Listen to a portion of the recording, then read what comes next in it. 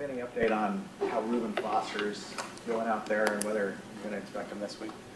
He's, again, going just like last week, trying to get through practice, stay healthy, and show us that he can do it both mentally and physically. And it'll lead up to game day just like it was last week. Last week was a game day scratch. How did that throw off your defensive? It didn't. Brock Coyle did a great job preparing. Every player is responsible to prepare as if they're the starter.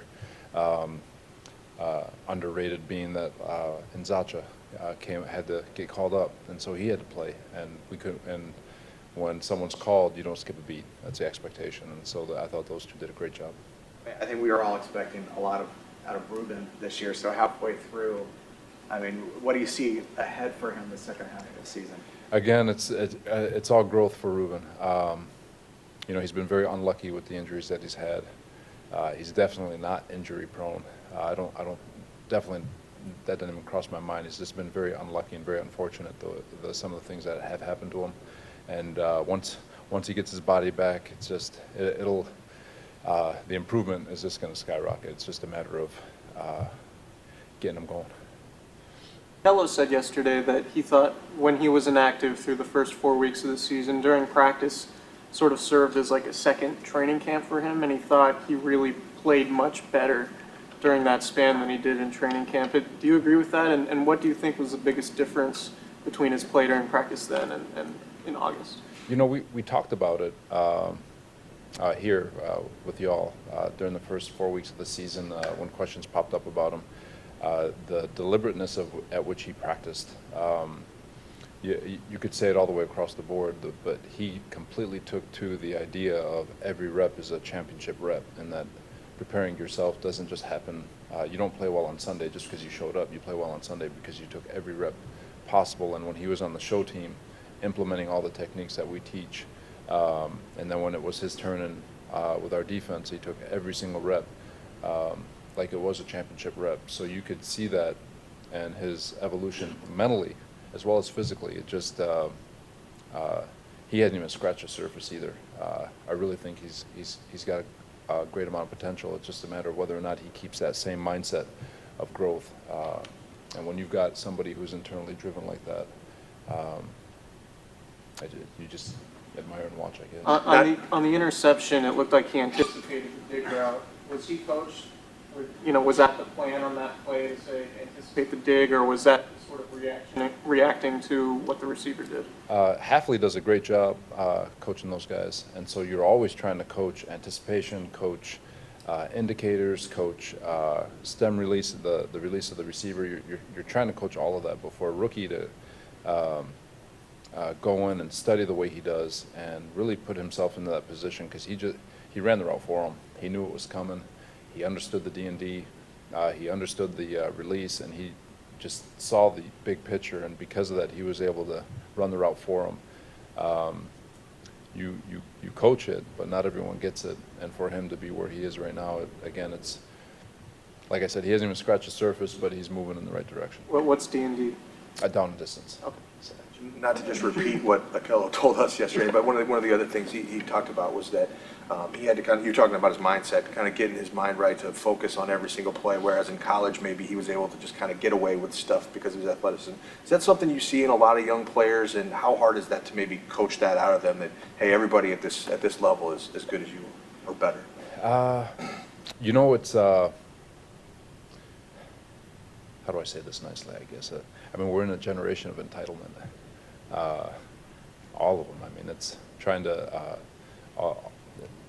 whatever generation we're in, the millennials, but I don't know what it is, but everyone just seems to be entitled, and they need to be retaught that nothing's given. You've got to go earn it and take it. That old school mindset is kind of dwindling away from our generations as our youth, I guess you could say. So for those guys to continue to show them what it looks like, show them what they need to get done, show them, and having Leon in the room and Elvis Dumerville and all the vets that we do have, to show them that they got to that point not because they showed up, but because they worked deliberately at their craft. That's where, for all those rookies to be able to see that and understand that that's what it looks like, that's what I need to be doing, and then to train themselves to do that, there is a training that goes on. Some people are gifted with it, and, or have been trained that way their whole life, and some people need to figure it out. How does that challenge you as a coach then? Maybe the way the youth of America has changed over the years since you started in this business? You know, I'm not sure as much. I guess because I like to think I'm a little young, but so a little more in tune. But I can imagine, you know, back it's different for sure. You know, I look at just my personal mindset and like, damn, I never would have done that when I was younger. But you know, it is a challenge, but that's why we get to coach. You know, if players were perfect, then there'd be no use for coaches. Foster and Thomas both missed time during the offseason. Do you anticipate they'll be a little bit more durable next year if they go through an entire offseason in the training program here? For sure. You look at Ruben, he spent his first few months here rehabbing his shoulder. And so by the time he gets to camp, now you get a couple of injuries, and so they're taking extra reps, and you know, it's a cumulative effect. You know, it's just all the different things that happen. It's just been unlucky. It's been unfortunate, especially for a rookie.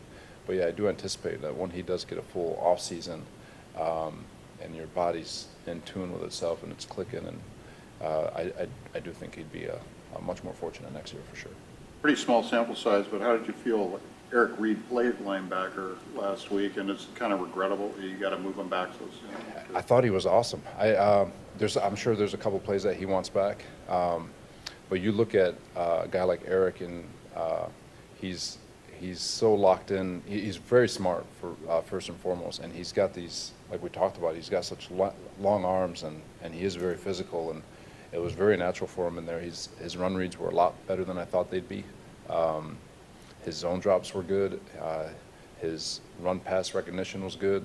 So I thought he did a really, really good job. And if he did have to play 8 games in there, I think he'd be a force in there. I think he'll be a force as a safety. A guy like Eric, it's plug and play with a guy like him. He's a pretty good football player. That's something you may revisit in the future if you. You know, it depends. We'll never shy away from trying to fit our best 11 football players on the football field. And right now with the combination that we have, it's trying to get him at strong safety. Again, one of those combinations because of the injury to Jimmy. So I hate moving people. You don't want to move people. So hopefully we can get a stretch of games where we're playing with the same guys over and over again so they can learn to communicate with each other. Keep my fingers crossed for it. And so ideally, hopefully we do not have to move anybody anymore for the rest of the year. But in the event something does happen, we'll always keep our minds open to that. You seem to like Tart at strong safety, but he made some nice plays at free safety earlier in the season. What does he do well at that particular position? Tart's got really good feel back there. He does. He may not have the elite speed, but he's plenty fast enough. He's very physical. He understands angles and tracking, so he can take that middle of the field track, and he delivers a shot. I mean, if people are working down the middle and Tart's in the middle, you better keep your head on a swivel. He's very smart, so he can communicate, and he understands the quarterback, so he can sit back there, read the quarterback, and still be able to take care of his seams and his posts. And so Tart just has a very natural feel back there. So he's, you know, very comfortable with Tart as a free safety. How was Jimmy playing before he got hurt? Jimmy was doing well. For a guy who didn't have any training camp, missed the first couple of games of the year, to come in and progress the way he did, I thought he was doing a really good job back there. It's unfortunate that we've lost him because I do think he could be a pretty good free safety. Well, playing all along the line, it seemed like he was lining up in different spots on Sunday.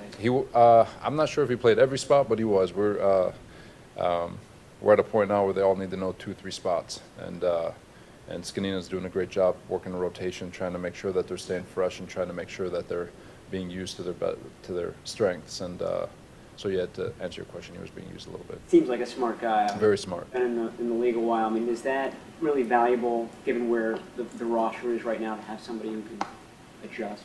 For sure. You know, Duzabol he's been around a while. And credit to John and their staff to be able to find guys like him and Tony McDaniel and guys who we can plug in and play. And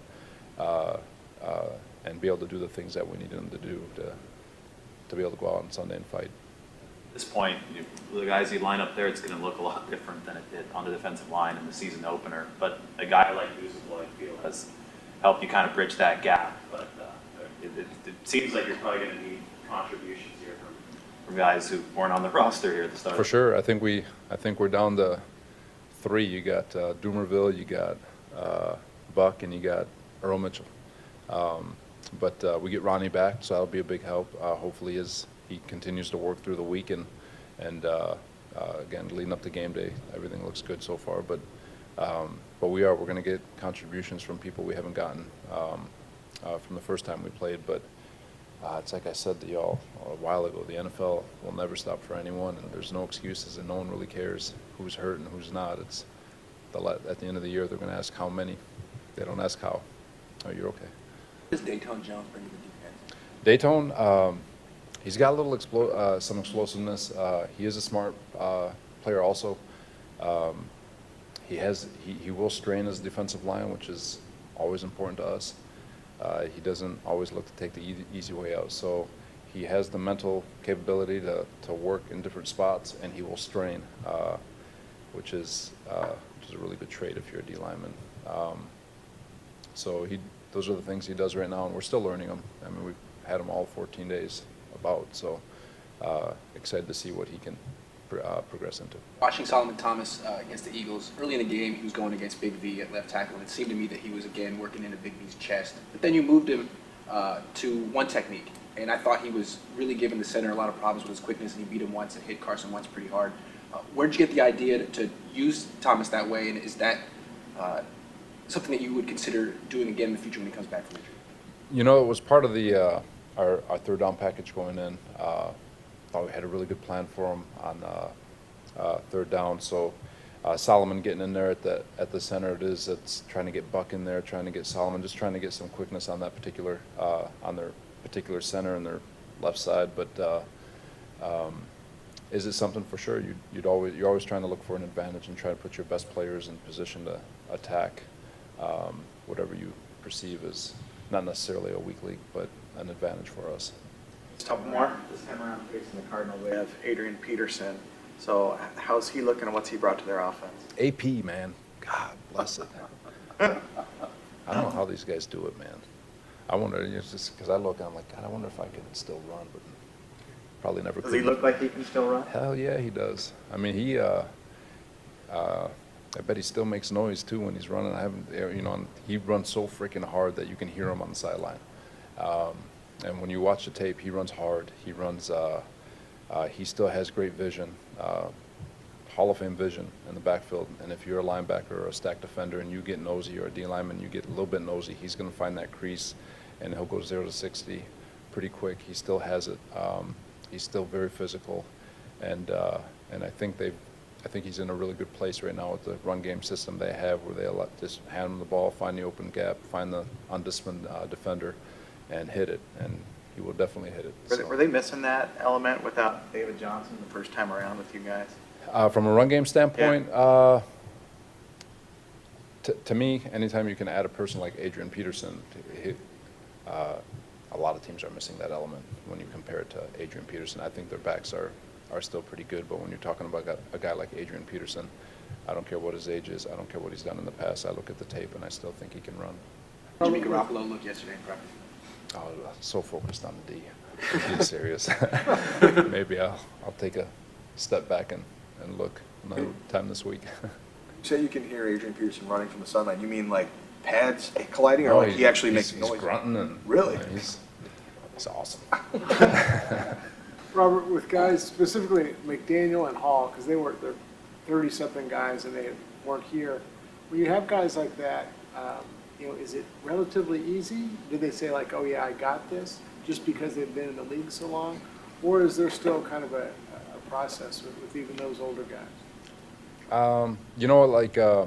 For those older guys, they've seen everything, so that part's easy.